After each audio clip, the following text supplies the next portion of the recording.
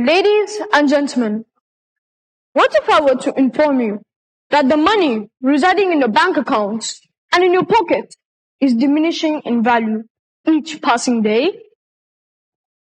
Now let me share some alarming statistics from a developed nation.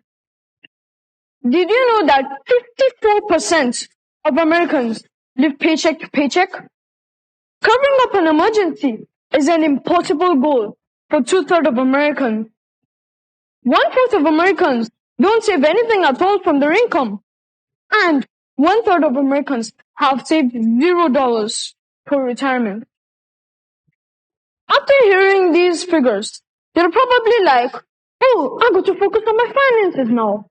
And you're right. These figures are not just disturbing, but they're a wake-up call. But fear not, as we have the power to address these challenges through steady savings and strategic investments. Today, I want to take you through a very enriching and detailed financial journey through my topic of discussion, youth's interest in savings versus investing. Now let's see these two individuals, Fatima and Victor, both having their own way to approach finance. Fatima is a recent college graduate who diligently saves a portion of her salary each month. Fatima's created a safety net, shielding her from unforeseen medical expenses or sudden job loss. Fatima's commitment to saving has empowered her with a sense of security and control over her finances. And on the other hand, we have Victor, a young professional who is driven by the prospect of wealth growth. He decided to invest a portion of his income into the stocks and real estate. Victor is driven by the prospect of wealth growth, and he strategically aligns his investments with the long run. Victor is driven by the prospect of wealth growth, and he wants to secure a comfortable retirement, and also buying a house. But you might have a question in mind. Why is Fatima saving? And why is Victor investing in the first place? To know that, we must know the purpose of saving and investing. Saving is basically the storage of our finances until we have immediate needs for them. But it might not be able to give out substantial returns, as we must not forget the wise words of Warren Buffett, who once said that, don't save what is left after spending, but spend what is left after saving. Investing generally focuses on the long run, while giving out substantial returns.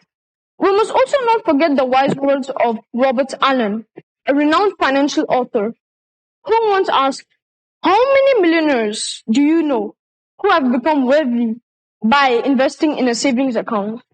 I rest my case. Now, we must go on to the risk and return. While saving is known as the safest option to approach finance, it struggles to keep pace with the demon called inflation. As a former American president, Ronald Reagan once cautioned that inflation is as violent as a mugger, as frightening as an armed robber, and as deadly as a hitman. It might not be the same for investing, as it varies levels of risks, whether it be stocks, bonds, or real estate. They all have their own set of uncertainties and opportunities. Just like driving a car or cooking on fire, regardless of risks, it still gets the job done. Now, we must move on to the time horizon. Since I can read minds, I know what question you have. When should we save and when should we invest? By the way, I can't read minds. I'm just joking. When should we save and when should we invest? Saving is tuned for our short-term necessities, whether it be it tripping on vacation or buying an iPhone.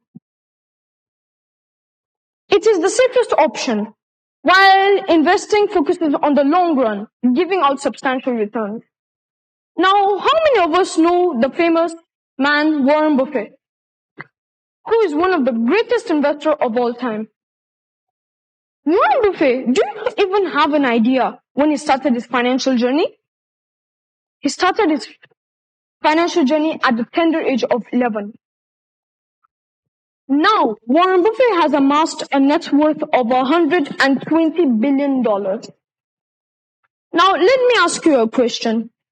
Do you really think that Warren Buffett has made all this money from mere savings? And the answer is no. He had the patience for his money to compound over time. He waited 70 plus years for his money to grow. And as Albert Einstein once said that compound interest is the eighth wonder of the world. He who understands it, earns it, and he who doesn't, pays it. Together, we should make saving and investing part of our daily lives, regardless of risks. And the final question arises. What should we do? Should we save our money or should we invest it? I can only say one thing for sure. That's your choice. Thank you very much.